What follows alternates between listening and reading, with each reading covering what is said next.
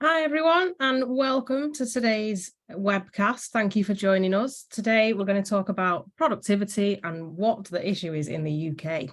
So it's a joint webcast today. We're joined by the Chartered Banker Institute, Manchester Metropolitan University and the Institute of Chartered Accountants in England and Wales.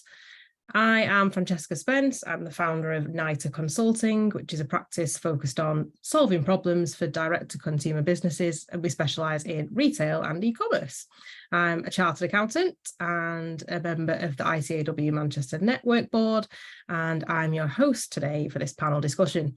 Thankfully, I'm very pleased to be joined by two people who know a lot more about the productivity topic than I do. So I'd like to welcome Rhys and Wayne. Rhys is Senior Lecturer of Industrial Relations at Manchester Metropolitan University, and Wayne Jones OBE is the founder of Improbus Consultancy. I'll say no more than that because I'd like them to introduce themselves. So Rhys, can I come to you first? I think what would be great if you just tell us a little bit about yourself and then a little bit about what you know about productivity. Yeah, thanks for that, Fran. Hi, everyone. It's my pleasure to be part of this webcast. I'm a senior lecturer in industrial relations, which is a very fancy way of saying we debate and discuss and argue about work, the nature of work, how it can be better, what constitutes decent work, power at work, many different things, of which productivity is one strand in that thinking. So the first thing to say is it's great that we get to have this interaction, because what tends to happen is different disciplines, mine included, as well as yours if you belong to accounting, finance, banking, or some stream of that nature, is we're often looking at the same problems, in this case productivity, and probably have lots to contribute to each other's discussions and lots to learn from each other. And perhaps we don't do this enough. So that's my first point, really. It's great to have that opportunity to learn from you folks and from Wayne, as well as hopefully providing some insights from the industrial relations perspective as well. So to that end, my perspective will probably be quite dissimilar to what you're used to, both in terms of its ideology, but also the practical measures that I would advocate for tackling productivity issues. So in the simplest way possible, industrial relations is concerned with the relationship between employers and employees. Now, of course, there are other parties in that employment relationship. You may have trade unions representing employees. You have the state, which is the biggest employer in the UK, but also has the power to introduce legislation that regulates that relationship. It has agencies such as ACAS, who produce codes of good practice for employers and employees to be aware of, and so on and so forth. But for the purposes of today, it's probably best if I stick to that loose relationship between employer and employee. And the reason why we do this, the reason why I think it's important that we think about this, and again, it might be different to what you're used to as a starting point, is we would argue the mere act of thinking about it as a relationship is really significant, because what is a relationship is a set of expectations that two parties have of each other and perceived mutual obligations of one party to the other and vice versa. And quite often that's lost in thinking about how to manage people. We forget the root of what it is and what the employment relationship consists of. And we would argue that's a mistake. So in most organizations, people management issues come under the jurisdiction of human resources or line managers who are incredibly busy and expected to be a jack of all trades and so on. And we almost become too focused on practice. So if we're not as productive as we like to be, how can we make our recruitment and selection methods more sophisticated? What can we tweak about our reward strategy? What is it about work-life balance? Should we have people working from home 2 days a week or 3 days a week? What is the difference? Diversity management, all these different elements of what would encompass a HR strategy usually. So when we lose sight of people in all this and we're too focused on practice, we can have the best practice in the world to try to improve productivity. But that might not cut the mustard. How we implement those practices, how people will receive those practices is important. Likewise, if we're not drafting people in bearing in mind that the relationship is a set of expectations two parties have of one another, to understand what employees' expectations are of us and what our perceived obligations towards them are. Again, the best strategy in the world might fall upon deaf ears or might be resisted. And that's the other component really at this starting juncture. Even within human resources, an argument from industrial relations is the human is subordinated to the resource. We almost think about people in terms of what are their skills, what's their personality traits, their work ethic, their competencies, their experience. We lose the human element of that in terms of we begin to think about them as human capital. And again, the argument is that would be a mistake, because what are humans? Well, we're flawed, we make mistakes, we're relational, we care about how we relate to one another. We have agency, we can resist a set of practices if we don't feel they're in our best interests. So if our starting point isn't taking it back to what a relationship is when thinking about the employment relationship and losing sight of who it is we're dealing with, we're then setting ourselves up for a fall. We might not be able to manage people as effectively perhaps as we could have if we'd gone back to what the employment relationship actually consists of. And when we do that, and you'll see lots of concepts on this slide, I'm not going to barrage people with industrial relations concepts. That's not what today is about. I'll just pick two as an example. When we strip back to the relationship, the question changes. So if we think about the topic of today, what is the productivity issue in the UK? It almost positions that the natural state of affairs is a high level of productivity, and something's gone wrong. There is an issue somewhere along the way. We've lost our way in some aspect. Or we used to be very productive, but something's gone wrong, and how can we get back to those dizzying heights of productivity? The industrial relations perspective would be getting people to be productive is very, very hard. And actually, if we previously were more productive, the question should be, were we doing something right before that we're now not doing correctly? So it's almost not seeing high productivity as the natural order, the natural state of affairs. So I'll try to give a couple of examples of what I mean by this. The employment relationship is one that we perceive to be quite natural, the natural order of affairs. You go to school, you may go to college, you start work, you may go to university, or then you might start work, you start family, you got to work to pay all the costs of a mortgage, marriage, etc., etc. We work, work, work.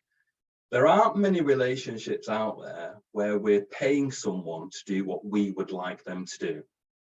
So there might be other things they would prefer to be doing. And I don't want to pick any occupation at random, but if we gave someone the opportunity, for example, of stacking shelves in a supermarket versus turtle conservation on the beaches of Costa Rica, most people would probably choose the latter. So we're having to get people to do something when perhaps there might be something else they prefer to be doing. And even if they're doing their dream job, we might want them to work harder than what they feel is pleasant to compete with the Amazons of this world and so on. So we're starting from a very difficult point in terms of keeping people happy, motivated, engaged, committed, productive. There is an imbalance of power in most employment relationships. So this doesn't apply to everyone. I'm generalizing and oversimplifying for the constraint of time. But unless we have a really scarce, difficult to replace skill to bring to the table, we are, to all intents and purposes, replaceable to an extent. Livelihoods of employees generally depend more on an employer than vice versa. What other relationships do we enter into where there is an imbalance of power usually? There aren't many.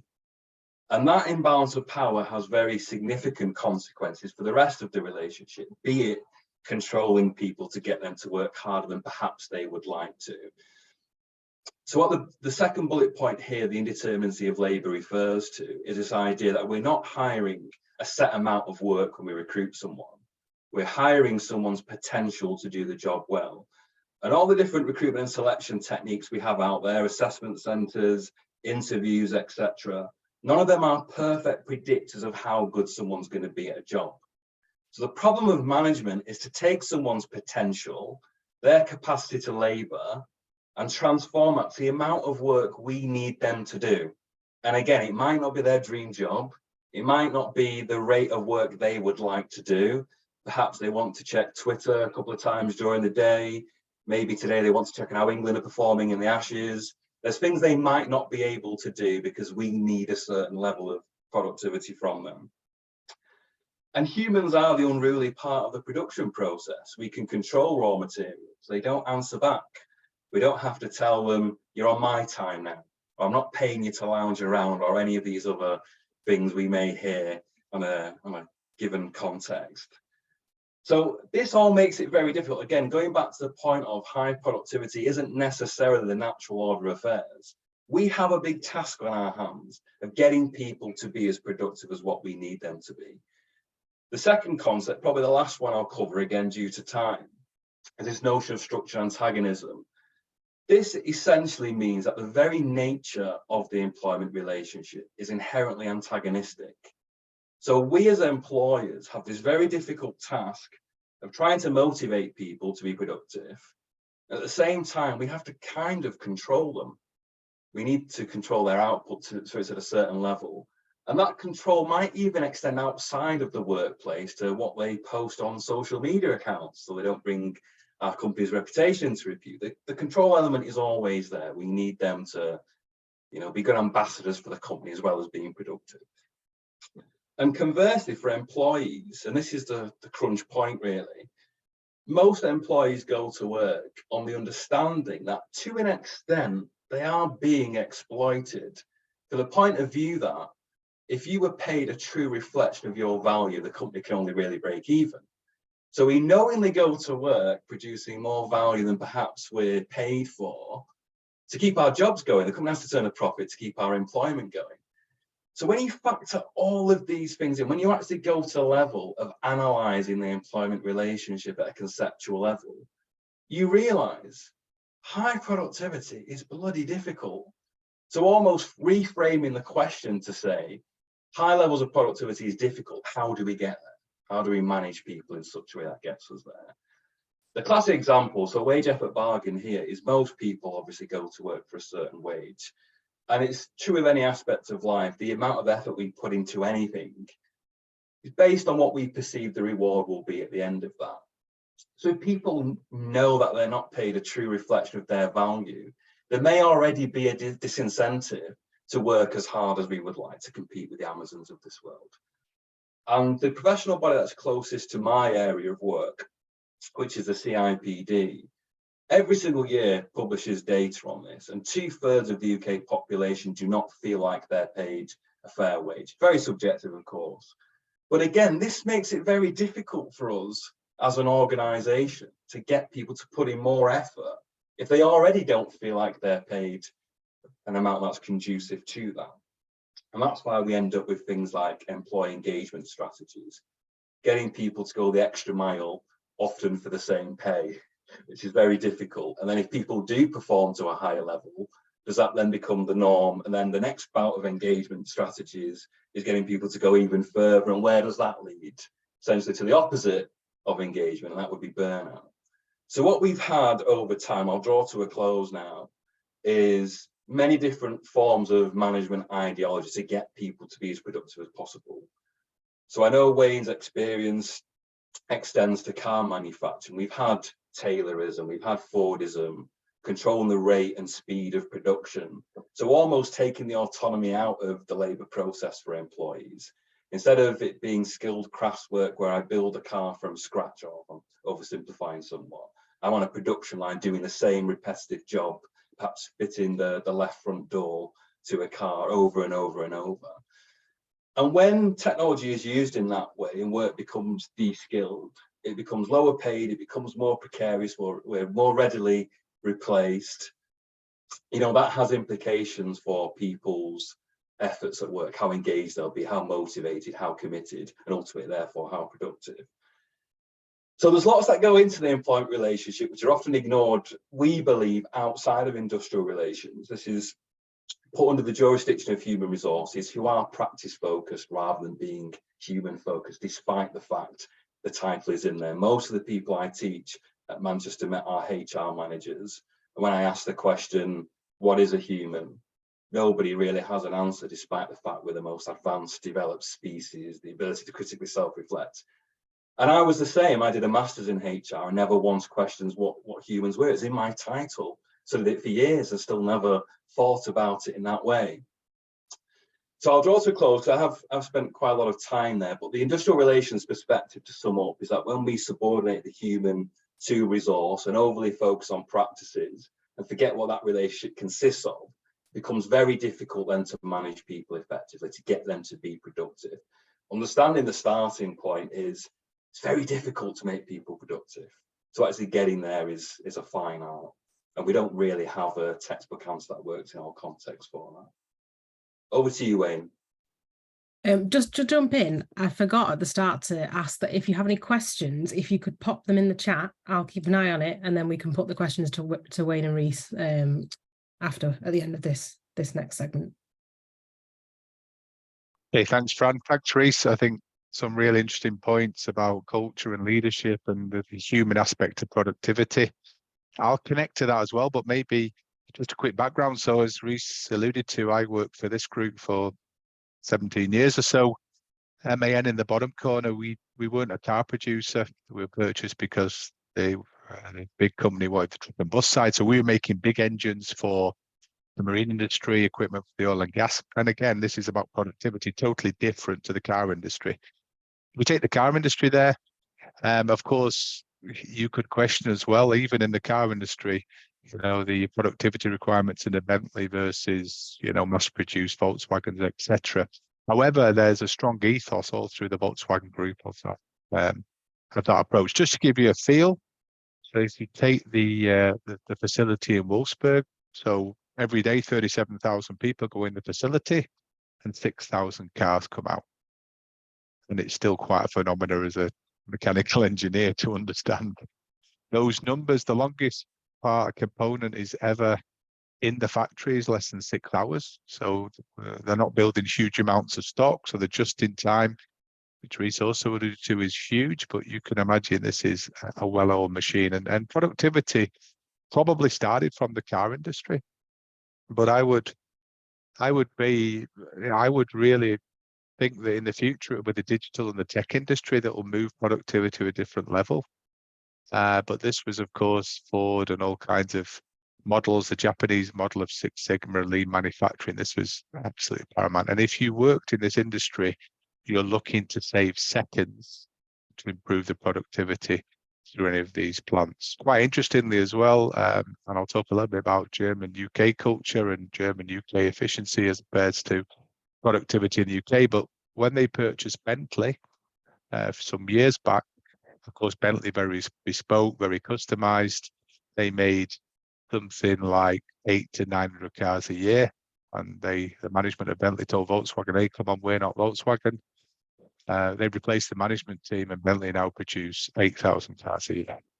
So there is something within productivity that is quite different. I think just to take a step, and Reese also alluded on it too, because the UK is one of the lowest productive nations in the G20. And if you exclude Russia, which maybe we should do, then it gives a really depressing picture. And if you go back not so long ago in the 1960s, we were considered to be the best and most productive country in Europe. And then we went through various scenarios.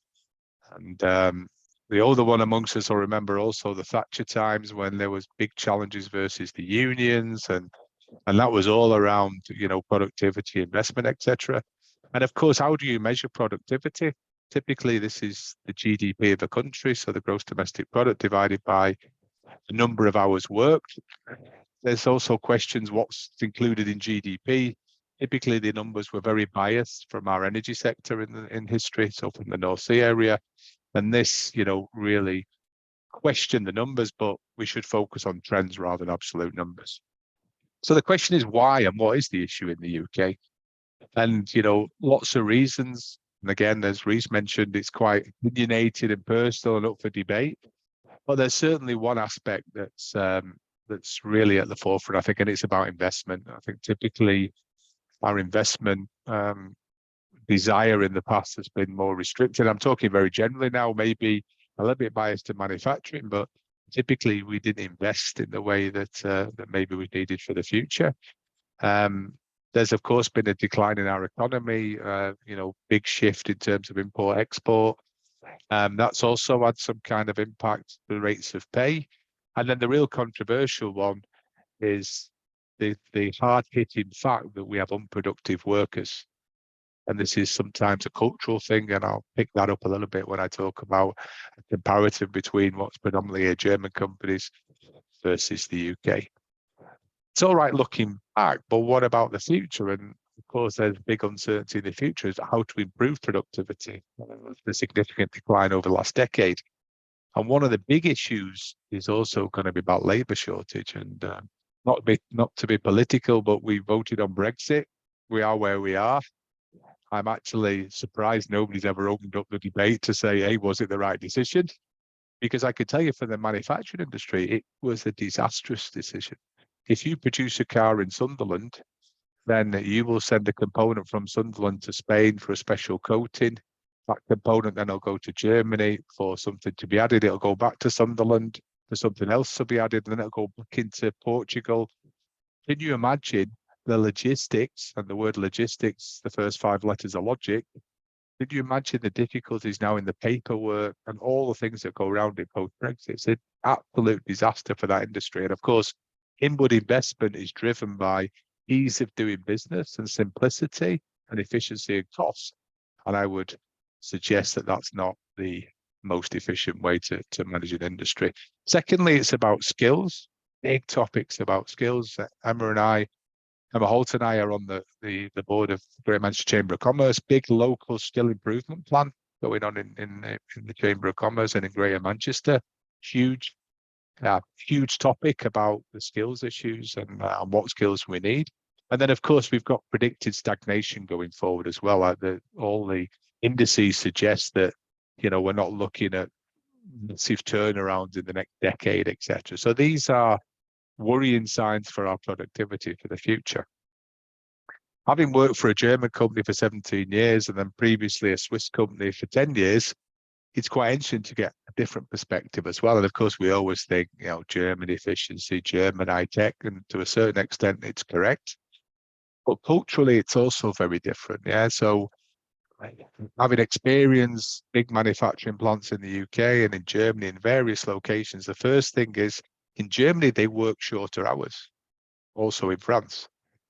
So shorter hours, but still more productive.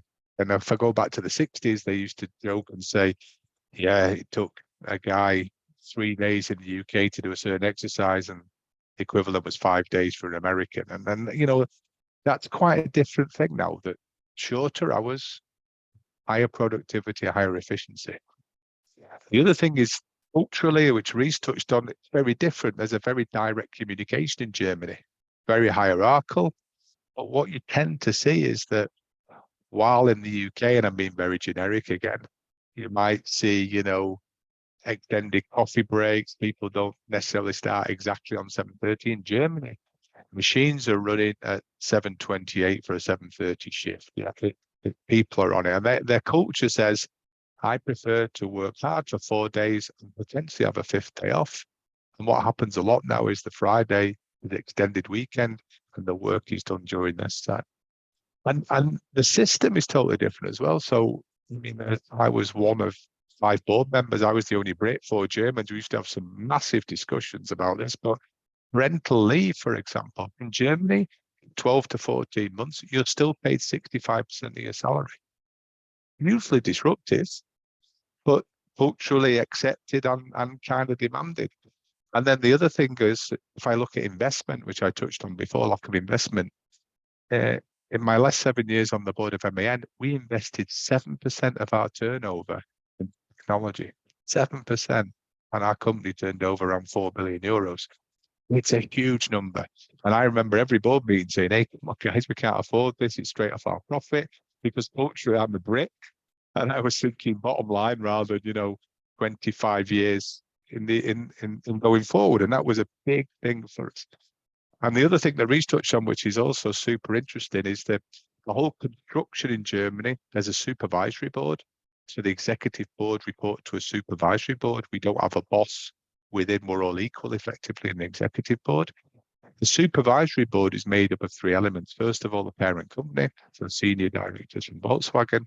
Secondly, experts from the industry, so ex-CEO of Hapag-Lloyd, acting partner in KPMG, whatever. And the third element is the unions, the trade unions. And they have a decision on the executive board contracts, on the executive board's pay. You can imagine we never got double-digit pay increases because of the unions, that was for sure. But, you know, it kind of created a balance, and actually took away an adversarial, you know, worker versus employer. And I think the model is quite a smart model. I mean, what are we doing in 2023 having strikes in the UK in the rail network? There's got to be a better way than striking. Why have they got employment contracts that have not been updated since 1964? It's abysmal. And one of the biggest issues in this is also our leadership and productivity. Leadership, as well as motivational aspect that Reese came to, is one of the biggest factors to improve productivity and to make the changes we need for the future. Thanks, Ram. Hey, lots to think about. We have got some questions, so I'm just going to throw them out to both of you, and then let's see what Who happens. wants them? Yeah, who wants them? The first one, and it's probably quite topical for a lot of us who are on a Zoom webinar or webcast as we speak, working from home. Bit of a hot topic at the moment. Are we more or less productive working from home? Yeah, maybe I could start, Reese, and then you could dive in. Or do you want to? Absolutely. I think so. The acronym WFM, I thought it was a Californian radio station when I first heard it. WFM, you know, because it's an anagram. We never thought about it, did we? If you go back 10 years, I mean, it wasn't there. And we were laughing before the call, you know, with the previous generation, if you even suggested working from home, they would be completely surprised. A couple of facts. First of all, 85% of us think we're more efficient working from home. Conversely, 85% of CEOs think that the company's less efficient working from home. And this is the big dilemma. And then, of course, the dilemma I always had working in the manufacturing sector was there's big section of your employment that not work from home. The guy that works in the warehouse, the lady that works on a machine tool. So you've got this almost, you know, separation that it's all well and good for the people in the office taking Mondays and Fridays off, but what about the poor ladies and gents in the operational side that could not do? And you know, but you know, we also need to change, and we also need to move forward in terms of adapting to this new world. And you know, COVID speeded up a lot of these thinkings as well. And if I personally used to think back, I used to fly every month from wherever it was in the world into Munich for a board meeting in present with lawyers, and then after COVID, you thought, well, why on earth did I do that? But actually, that kind of meeting is very accessible via Zoom or Teams. So it's a massive topic. I think business and management consultants will make fortunes going forward in analysing this and what's the best option. There's huge studies from all kinds of different bodies saying, is it 2 days, 3 days, and all these kinds of things. But massive topic and something that we really need to address. Yeah, I'd completely agree with that. And the research that I've seen is quite polarizing. So some people say it's the best thing since sliced bread. Other people miss being around the work colleagues and that social network that you can be quite isolated. I think we've all probably experienced that during the pandemic. That is one element to it. The majority of the research, again, in my area, suggests that people are more productive. And a lot of that is self-reported, which feeds into what you said. One example being, if you feel like you can do things unsupervised more at home, the statistic that sticks in my mind is people respond to emails 7 times faster. So it looks like they can be trusted to work from home. But again, maybe self-reported, who knows? It's difficult, isn't it? It's going to be different for different people and different experiences. So in research that I've done personally, some people were effectively taking the time they were no longer spending commuting, actually working. So they weren't reducing the amount of time they spent working. They still felt the same time pressure, despite the fact they didn't have to go into work. And then you wonder, maybe it's better, you're doing something productive rather than being sat in traffic. But is that time potentially to spend doing other things outside of work to then be more productive when you do start, or maybe just to start earlier instead of doing the commute and finish early and then you back into it, re-energize the next day? It seems to be so individual based on what the But a good point, Reece, that if you think about, if you work central London, you probably commute 2 hours in the morning, 2 hours in the afternoon. That's 4 hours of a day. The efficiency and productivity wise must be able to be spent better. Absolutely agree. But I think we just have to, as it has a big bearing on leadership, on team building, on connectivity, communication, so I think there just has to be a clever model that says, 2 days a week seems to be, from all the analysis, the best option. Or maybe there's one day when everybody's in the office, because then you get that team connectivity, the coffee pot talks and all the things that are, probably missed a little bit. And quite interestingly as well, big companies are actually trying to incentivize people to go back to the office. So KPMG, I think, or Deloitte's one of them, if you go and work on a Thursday, there's a prize draw, but you have to be in work to actually go in the prize draw. You can't put the prize draw in from Zoom sat at home. So interesting topic. I think what's really weird for me is the idea that this is ever going to be something where you can derive an average or a sort of typical best outcome, because it's just so varied. Like you say, there's some jobs that you just simply can't do at home. And then if I put sort of my thinking about the work that I do, if I'm sat doing something like financial modeling or writing a report, 100% need to be at home, just isolated so people can't interrupt. If we're doing a workshop, hosting one of those in a hybrid model is very, very difficult to get the same kind of impact. So, but I think that's where leadership has a strong role to play. One size doesn't fit all, absolutely right. But how do you keep that motivation for people who can't work from home, people who can, and how do you deal with the demographics of people who are better working at home than they're not? And that's leadership as well, And linked to this as well is I suppose the cost of childcare, the benefits of being more flexible and working from home, or at least working in an area which is local to school or doing the nursery. I don't know if there's anything in the research that talks about that. Yeah, there is. So during COVID, when schools were closed, grandparents who are the informal network for many families were isolating. There's a huge body of research which suggests, and this is perhaps unsurprising, that it was women who were having to juggle work around childcare more than it was male partners. And that tended to be perhaps fitting in meetings at a certain portion of the day, and then you're with one eye checking what the kids are doing, on the other eye checking your emails. And obviously that creates a lot of subjective pressure. So even if the workload itself isn't enormous, you have that constant worry of, well, what if someone calls me now, the child's just about to start crying about an issue that's outside of my control, and all these various things. I think that the presence of children is always the biggest factor here. And probably the underlying thing for all of this, and it links to what Wayne said about leadership, quite often we implement technology. I'm sure AI is going to come up, but it's technology that's being used to monitor people's productivity when they're working from home.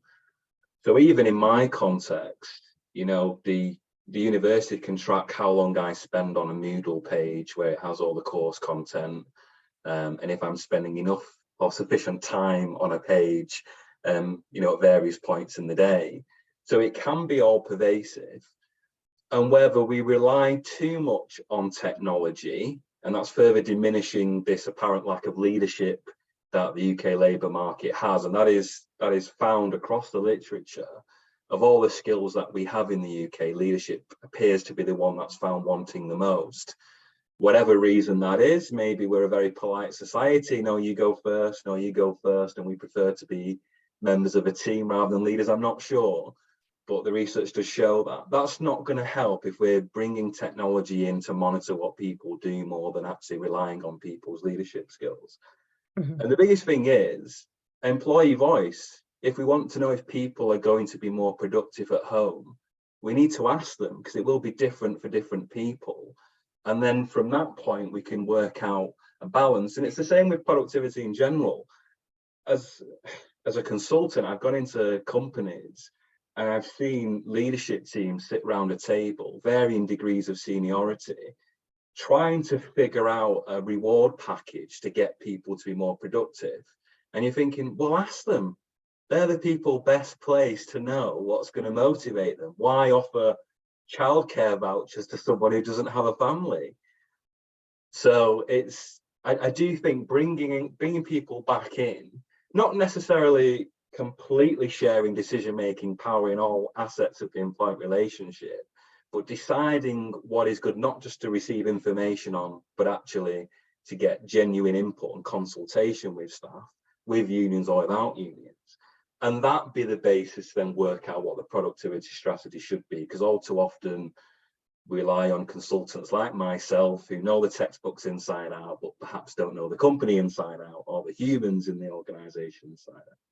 Mm-hmm. Sorry, my video has stopped working, but I am here and I can hear you. We can still hear you fine, Reece. Yeah, we can hear you. It's good. I think, Fran, the point I mentioned about in Germany, I don't want to trade that, Germany's everything and it's all super, but, pay 65% of both parents' salary. Government pays the remaining 35% for 12 months.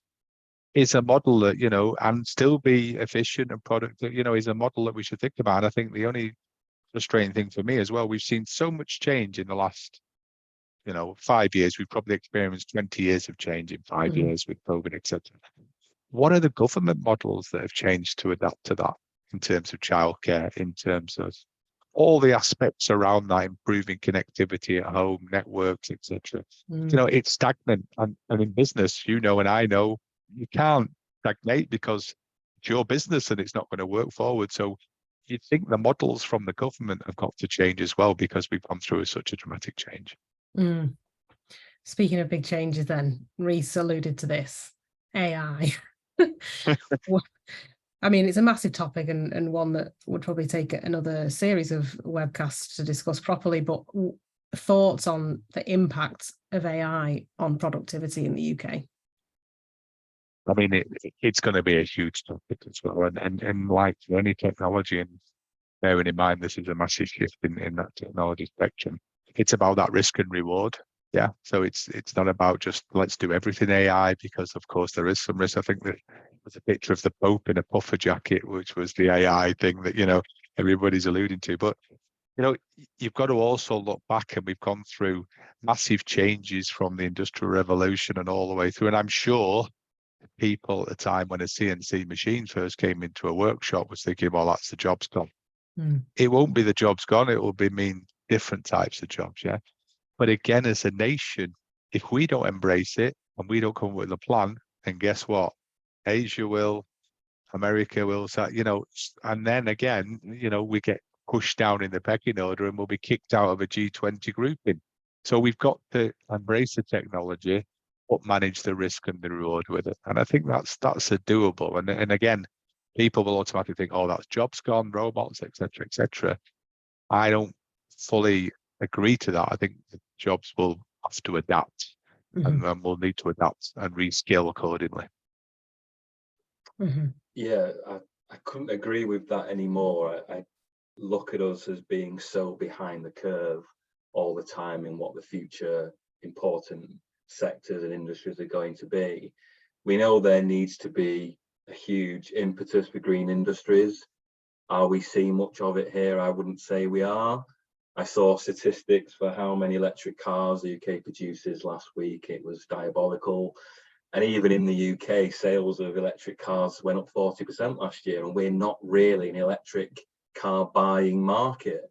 So what does that say for the global trends?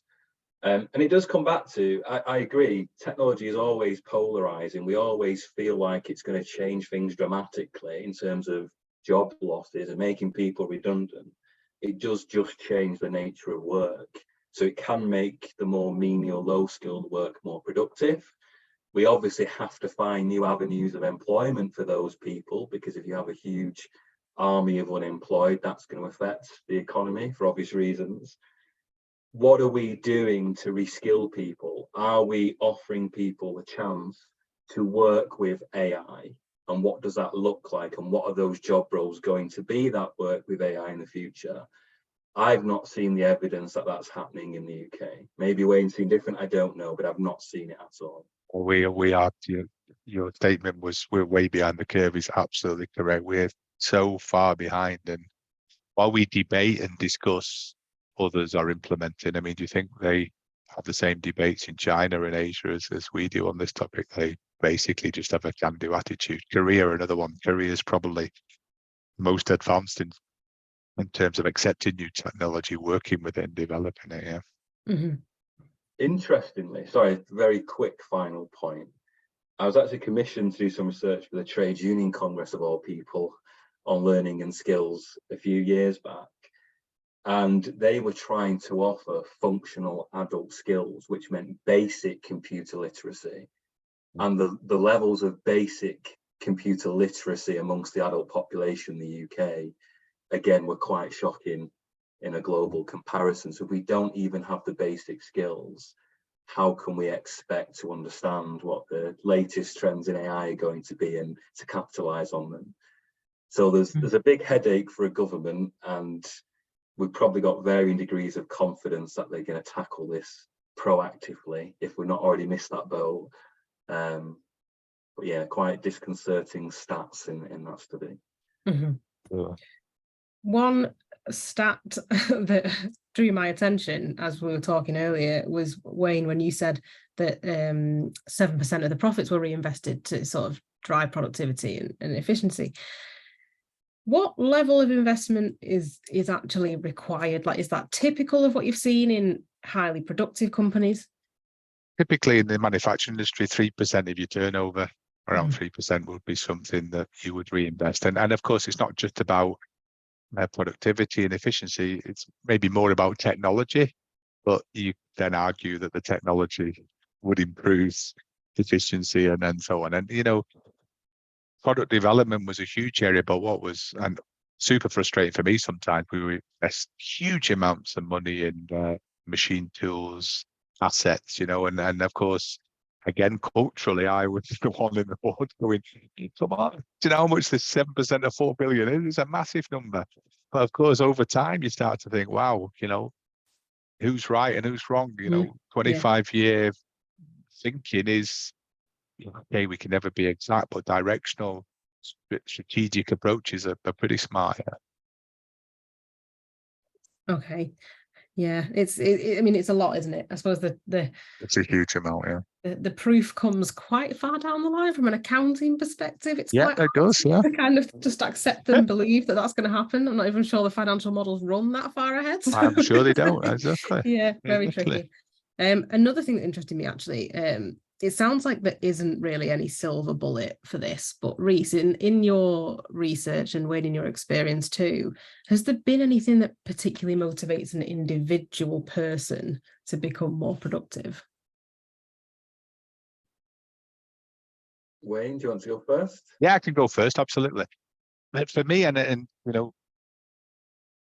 Volkswagen had a big problem a few years back. They called it Dieselgate. Probably heard about it. It was about the emissions, and the emissions were being conducted, etc.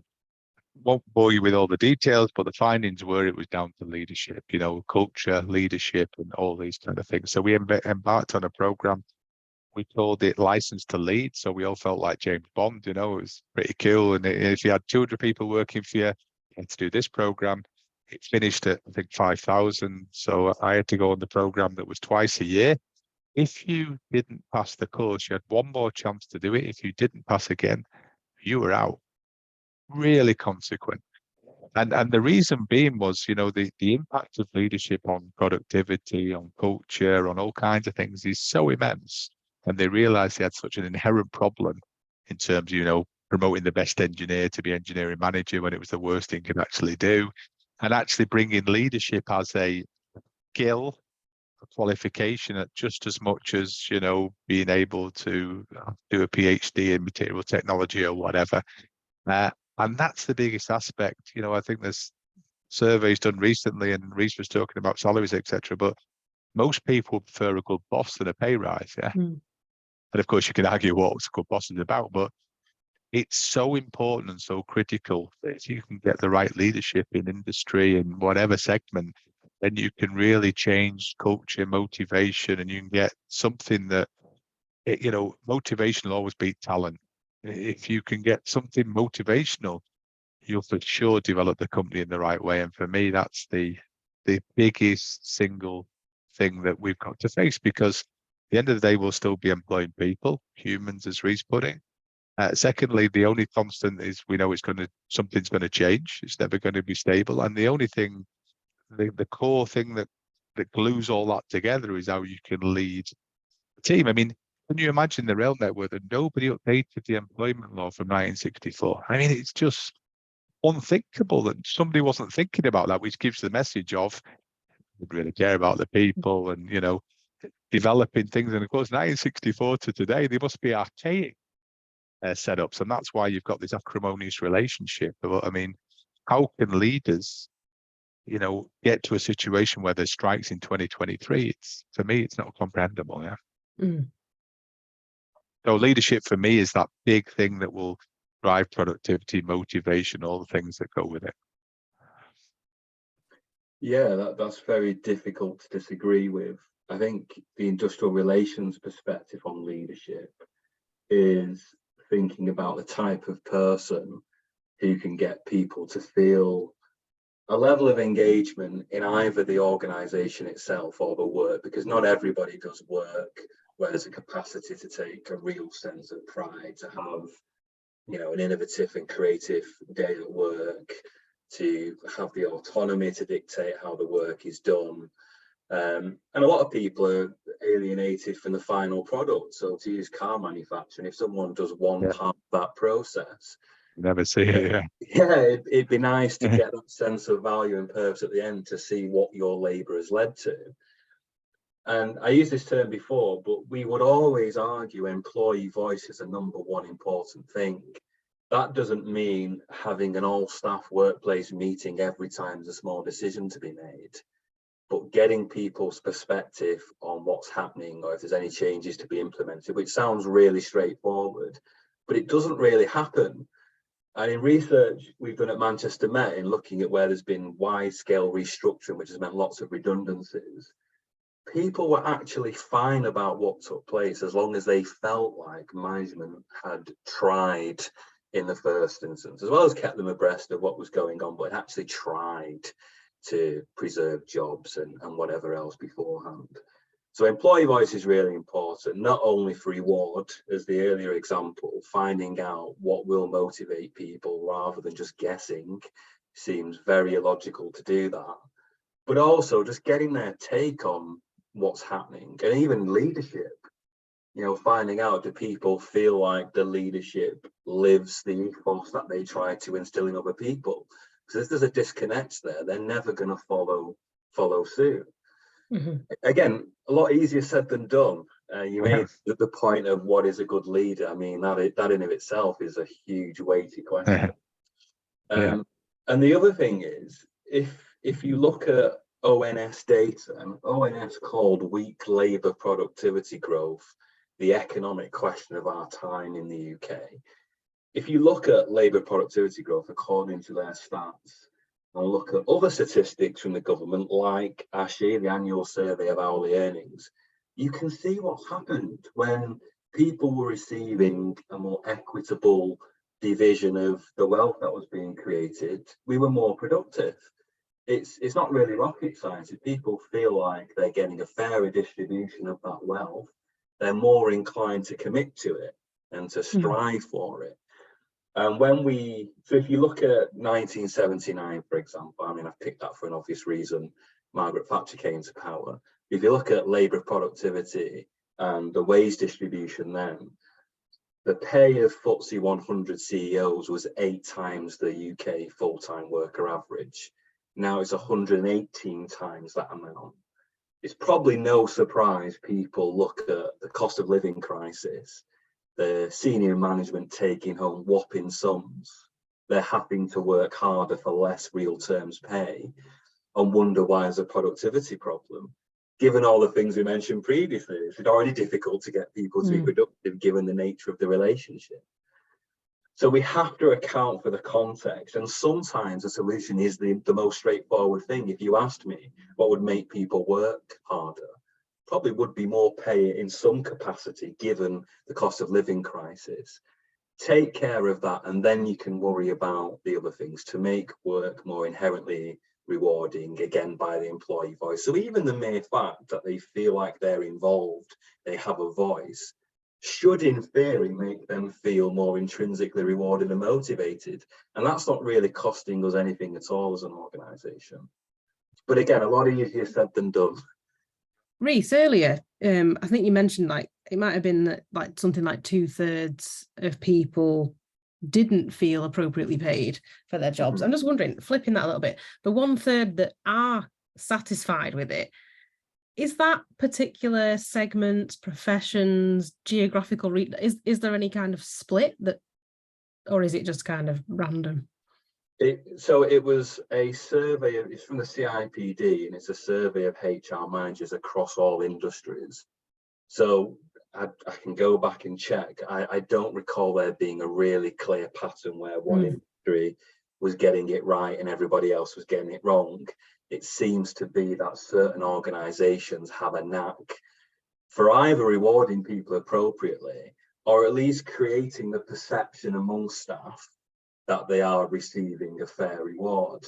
And whether that goes back to what we said previously, just managing people's expectations, because that's what a relationship is, and the employment relationship is no different.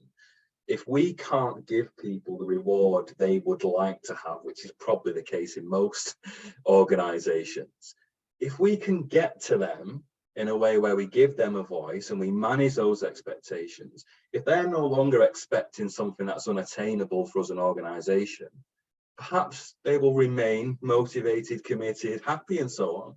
But if we're not having those conversations and their expectations aren't being met, where do we expect that to go in terms of motivation, commitment, productivity, other than away from where we'd like it to be?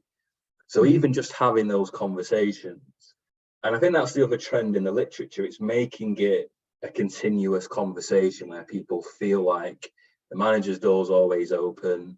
You're not doing a box ticking appraisal once a year or once every 6 months, or being asked to fill in a survey and you never find out what happened to the responses or if they did anything with those responses.